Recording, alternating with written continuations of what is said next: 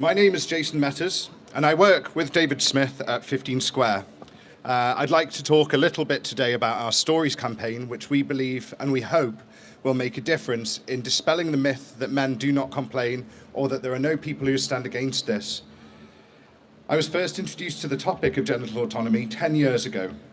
Whilst I had heard a passing mention of FGM, the harms associated and the cultural practices and social pressures to continue traditional blood rituals, I'd still never really considered male circumcision.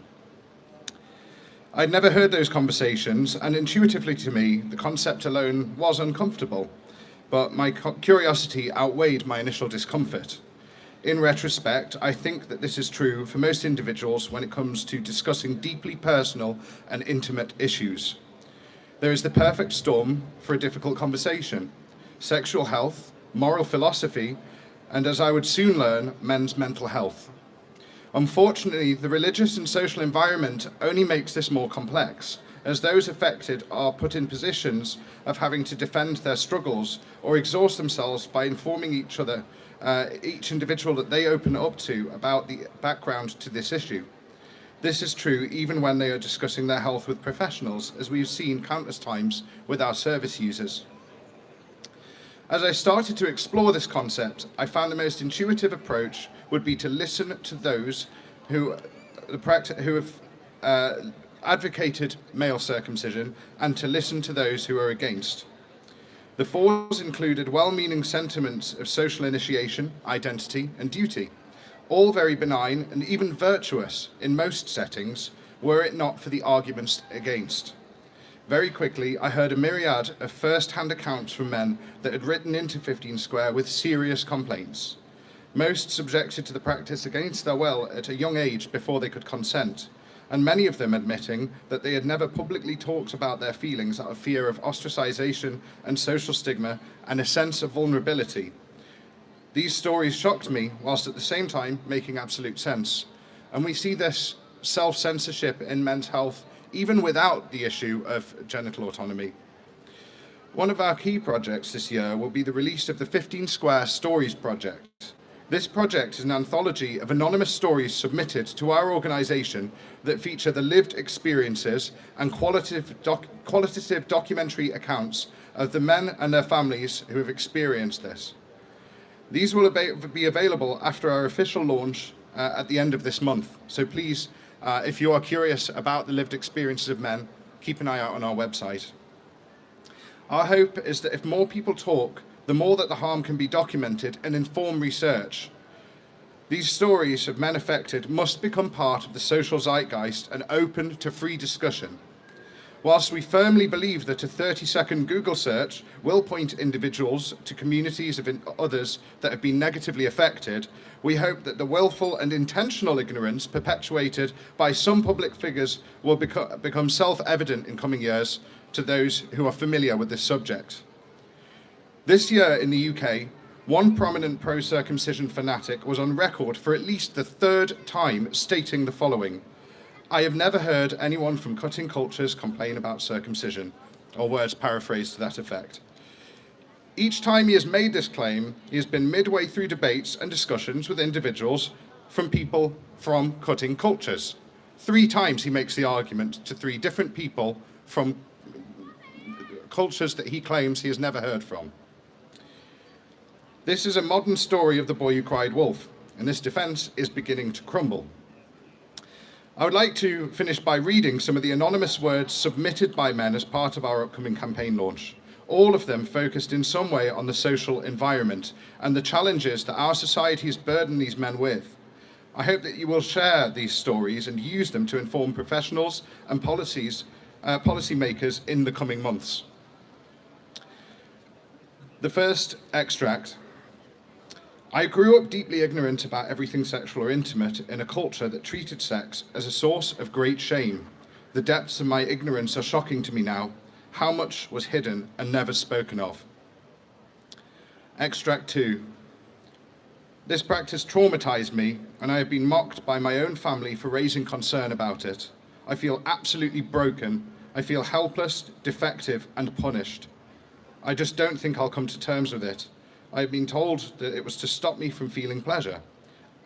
Imagine wanting to deprive someone else of life's greatest and simplest joys.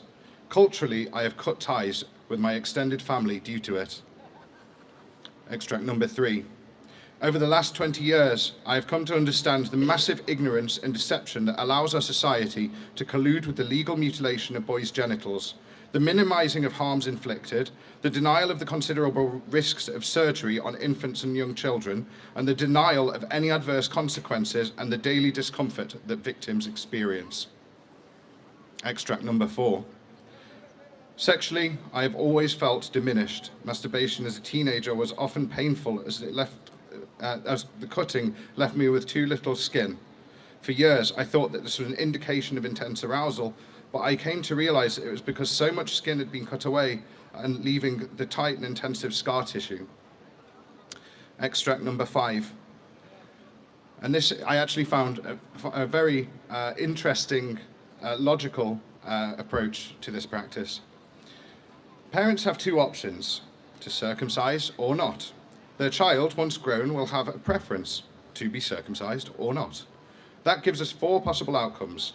There are 2 fortunate ones where the child grows up either wanting what they have or not wanting what they don't, and I won't linger on these, but I call them fortunate because the meaning of circumcision depends entirely on how each person interprets the religious, cultural, and bodily significance, none of which can be known in infancy.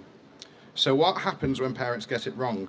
When a child is not circumcised and wants to be, or is circumcised and doesn't want to be? Child A and child B. Both are unhappy, but one of them still has a choice. Child A, whilst he can't turn back time, can still choose circumcision later in life, giving the act genuine personal significance if that is what he wants. But child B is in a very different position. The procedure is irreversible, so his choice was taken permanently. Both children pass through the door that their parents choose. The difference is that child A's parents have left them a key, just in case they've chosen the wrong door. But child B has no such key. He must forever live with his parents' mistake, locked out of his own choice for his own life. What are the consequences for child B?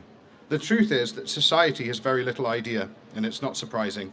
There are no records, no oversight, no regulation, and crucially, no mechanism for children to report harm years later. That said, I know a few child Bs, and I want to share what their lives look like. I sometimes think that how differently this issue would be treated if there were no religious and social or cultural considerations. Would we take the complaints of men more seriously? Would we show support to men rather than presume that they are outsiders or strange for speaking out? Reports from some circumcised men describe feelings of anger, grief, loss of bodily autonomy, anxiety, and distrust. The reality is that the social environment has created a unique challenge for us working in this space. But if there is one thing that I truly believe, the words of those affected have value and they have a huge impact. I encourage you all to help amplify these voices. I'd like to leave you finally with some closing words from one of our anonymous extracts. Again, these will all be shared in the coming month in our Stories campaign, and I hope you find it as inspiring as I do. Eventually, society is going to understand and take seriously the impact of circumcision on children and how it affects their development and the consequences later in life. I'm going to play my part in making this a reality by healing myself through compassion and understanding and doing everything I can to support others on their journey to recovery. Thank you very much.